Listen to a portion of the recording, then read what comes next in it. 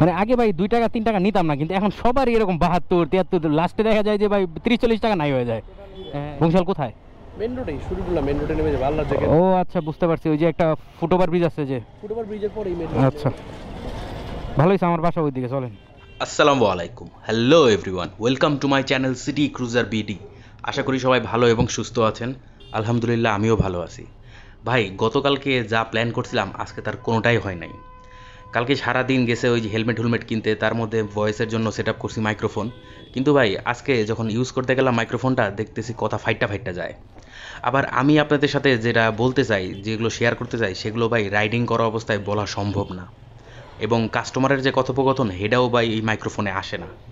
মানে গতকালকের প্ল্যান পুরাই ফ্লপ। এখন গতকালকের কথা গতকালকেই থাকুক, আজকে নতুন দিন, আমরা ওপরওয়ালার নাম নিয়ে ভিডিওটা বিসমিল্লাহ করে দিই। আজ নভেম্বর মাসের 13 তারিখ, রোজ বুধবার, সময় এখন সকাল 11:30। আমার ভিডিওটা শুরু হচ্ছে জজ কোর্টের সামনে থেকে। ভাই আসসালামু আলাইকুম। যাবেন হলো ধানমন্ডি। ও আচ্ছা, 27 নাম্বারের মুখে, চলেন। আজকে আমি সারাদিনে 5 ঘন্টা রাইড শেয়ার করছি এবং টোটাল 8টা ট্রিপ কমপ্লিট করছি। সবগুলোই মারছি পাঠাও অ্যাপে। প্রথম যাত্রীকে পিক করছি ঢাকা ন্যাশনাল মেডিকেল কলেজের সামনে থেকে এবং গন্তব্য হলো সোবহানবাগ জামে মসজিদ।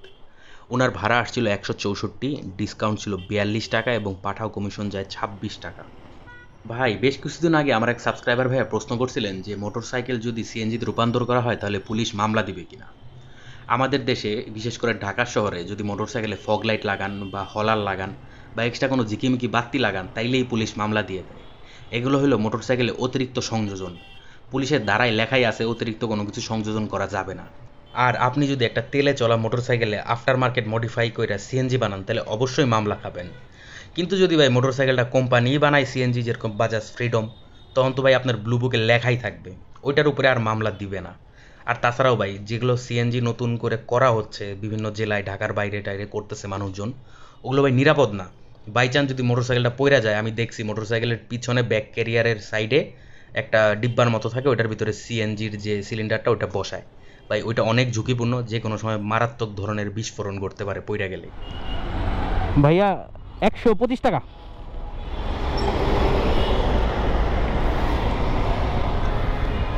ধরুন 20 টাকা 5 টাকা ধরেন। থ্যাংক ইউ, ওয়েলকাম ভাই। আচ্ছা ভাই, আসসালামু আলাইকুম ভাই। একদম সামনেই ছিলাম, এই জন্য আর আমি মুভ করি নাই, পরে আবার খুঁজে পাবেন না আপনি, চলেন। এর পরের রিকোয়েস্টটা পাঠাতে আসে 12:13। যাত্রীকে আমি ওখান থেকেই পিক করছি যেখানে আগের যাত্রীকে নামাইছিলাম। ওনার গন্তব্য হলো বেলি রোড ভিকারুন্নেসা। ভাড়া আসছিল 110 টাকা, ডিসকাউন্ট ছিল 40 টাকা এবং পাঠাও কমিশন যায় 18 টাকা।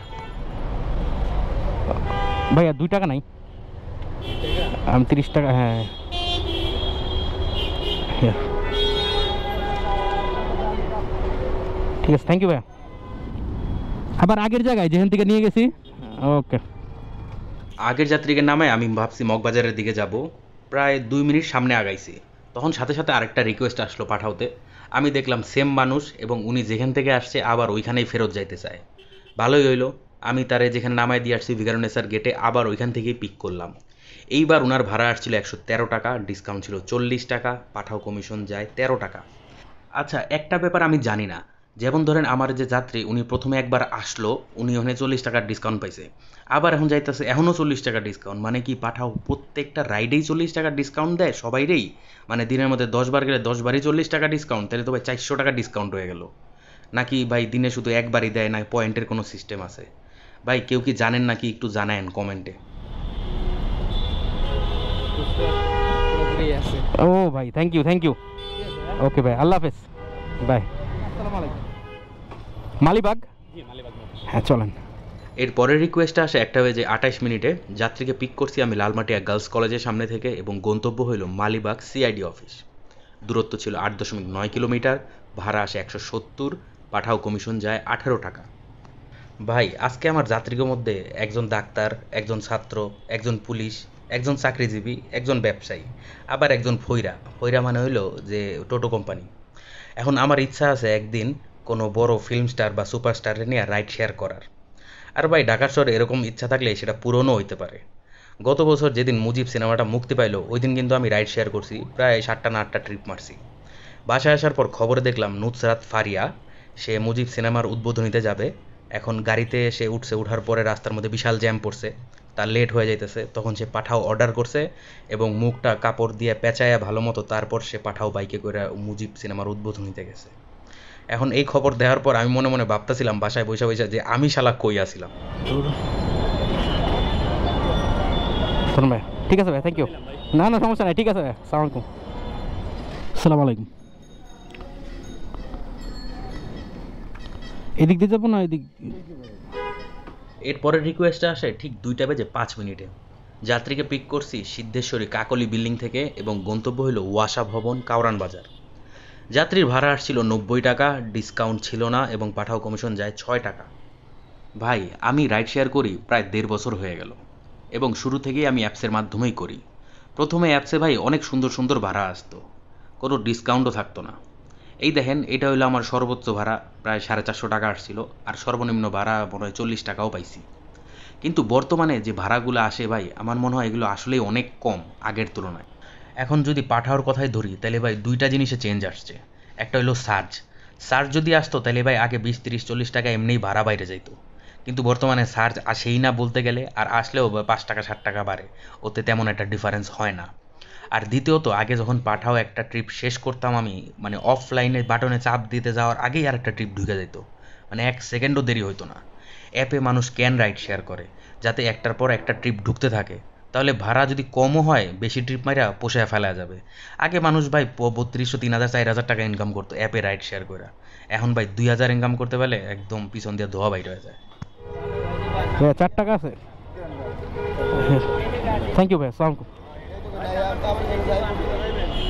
না ভাই, লোক আছে, বুঝে ওনাদের জিজ্ঞেস করেন, এরা যাইব। আসসালামু আলাইকুম। চকবাজার? জি জি জি। আগের যাত্রীর কারণ বাজার নামায় আমি আবার ঘুরতে ঘুরতে মালিবাগ আইছি, মানে আগের যাত্রীটা যেখান থেকে উঠাইছিলাম আমি হইনেই ফেরত আইছি, এবং ওইখানে আসার পর আমি আরেকটা ট্রিপ পাইছি, তখন ঘড়িতে বাজে 2:46। যাত্রীকে আমি পিক করছি মালিবাগ রেলগেট থেকে, গন্তব্য হলো চকবাজার।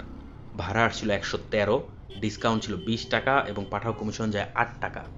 যাত্রীকে নিয়ে যখন চকবাজারের ভিতরে ঢুকছি ভাই, আমি কোনো দিশা পাইতেছিলাম না, ওপরে নিচে ডাইনে বামে সব জায়গায় খালি রিস্কা আর রিস্কা।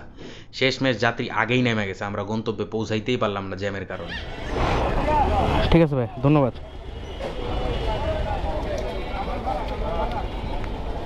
ধন্যবাদ ভাই। হ্যাঁ ভাই, আসসালামু আলাইকুম, কেমন আছেন? অনেক দূর থেকে দিছে আপনার রিকোয়েস্টটা, মানে অনেক দূর থেকে দিছে, মানে আসলে দূরত্ব বেশি না, জ্যামের কারণে আস্তে আস্তে ধাক্কায় ধাক্কায় আসছে, এই জন্য দূর মনে হয়েছে। হ্যাঁ হ্যাঁ।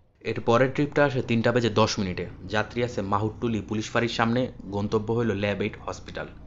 ভাই, আমার থেকে যাত্রীর দূরত্ব দেখাইতেছিল 1 কিলোমিটারেরও কম, কিন্তু এইটুক রাস্তা আমার যাইতে 10 মিনিটের উপরে সময় লেগে গেছে, তাহলে চিন্তা করেন কি পরিমাণ জ্যাম ছিল। ভাড়া আসছিল যাত্রীর 110 টাকা, ডিসকাউন্ট ছিল 40 টাকা এবং পাঠাও কমিশন যায় 2 টাকা। ভাই 3 টাকা ভাঙতে দিতে হবে, সবারই এরকম 72, 73 এরকম করে আসে, আপনি পাবেন হলো 30 টাকা। হ্যাঁ হ্যাঁ হ্যাঁ, 30, 10 টাকা কই ভাই? 10 টাকা আছে? হ্যাঁ, আমি তাহলে 40 টাকা দিই, আপনি 115 টাকা দেন। আচ্ছা, খেয়াল করেন। যাবেন হলো বংশাল? জি ভাই। বংশাল কোথায়? মেন রোডে, শুরুটুলা মেন রোডে নেমে যাবে আল্লাহর জায়গা। ও আচ্ছা, বুঝতে পারছি, ওই যে একটা ফুটওভার ব্রিজ আছে যে। ফুটওভার ব্রিজের পরেই মেন রোড। আচ্ছা। ল্যাব 8 হসপিটালের সামনে দাঁড়ায় আমি পাঠাওতে রিকোয়েস্ট পাইছি একটা নিকেতনের, ভাড়া দেখাইতেছিল 147 টাকা, আর তখন তো আমার পাঠাও কমিশন 1%, মানে পুরো টাকাটাই আমার পকেটে যাইতো। কিন্তু ভাই যাত্রীর প্রায় 10 বার ফোন দিছি, ওনার ফোন বন্ধ বন্ধ বলতেছে, এবং রাত্রেবেলা 8:30টার দিকে আমার বাসায় যখন আমি ছিলাম তখন সে আমারে ফোন দিছে। যাই হোক, ওনার ফোনটাও আমি ধরি নাই। এর কিছুক্ষণ পরেই, তখন ঘড়িতে বাজে 4:05, আমি সেন্ট্রাল রোড দিয়ে যাচ্ছিলাম, তখন পাঠাওতে একটা রিকোয়েস্ট আসলো। যাত্রী আছে মোতালে প্লাজার পিছনের গেটে এবং গন্তব্য হলো বংশাল। যাত্রীর ভাড়া আসছিল 106 টাকা, পাঠাও ডিসকাউন্ট ছিল 35 টাকা এবং কমিশন যায় 2 টাকা। যাত্রীকে নিয়ে আমি পুরোপুরি গন্তব্যে পৌঁছাতে পারি নাই, তার আগেই সিদ্দিক বাজারে এক চিপার ভিতরে আটকায় গেছে এবং প্রচুর পরিমাণের জ্যাম, ওইখানেই সে নাইমা গেছে। আর এটা যেহেতু আমার বাসার দিকের রিকোয়েস্ট, এরপরে আমি ডাইরেক্ট বাসায় চলে আসছি। হ্যাঁ হ্যাঁ, ধরেন। ওয়ালাইকুম সালাম। ভাই, প্রতিদিন যাত্রা শেষে যাত্রীদেরকে যেমন বলি একটু 5 স্টার দিয়ে দিয়েন, তেমনি ভাই ভিডিও শেষে আপনাদেরকেও প্রতিদিন বলি একটু লাইক দিয়ে দিয়েন, শেয়ার করে দিয়েন। এগুলো করতে তো আর টাকা লাগে না, তাও ভাই সব যাত্রীরা 5 স্টার দেয় না, আপনারাও ভাই লাইক টাইক করতে চান না। জানি না কেন, হয়তো বা আমার পছন্দ হয় না। যাই হোক, চলেন তাহলে হিসাবটা সেরে ফেলি। আজকে আমি টোটাল 5 ঘন্টা রাইড শেয়ার করছি এবং 8 ট্রিপে 120 টাকা বোনাস সহ আমার ইনকাম হয়েছে 1032 টাকা। গতকালকে 500 টাকার তেল ভরছিলাম, সো আজকে আর তেল ভরা লাগে নাই এবং হিসাবও করি নাই কয় কিলোমিটার চলছে। কালকে দুপুর 3টা বাজে একটা অনেক ইম্পর্টেন্ট জিনিস আমার আনতে যাইতে হবে এক জায়গা থেকে, অনেক দিন ধরে পড়ে রয়েছে আমানতটা। সো সকালবেলা বেরোবো, জানি না কতক্ষণ রাইড শেয়ার করতে পারবো, তবে ইনশাল্লাহ আপনাদের সাথে দেখা হবে। তাহলে প্রিয় ভাই ব্রাদার ও আপুরা, আজকে এখানেই বিদায়। সবাই ভালো থাকবেন, সুস্থ থাকবেন, আর আমার ভিডিওটা অবশ্যই লাইক করে দিবেন এবং শেয়ার তো করবেনই। নতুন যারা আছেন সাবস্ক্রাইব করতে ভুলবেন না। সবাইকে অসংখ্য অসংখ্য ধন্যবাদ এবং শুভরাত্রি।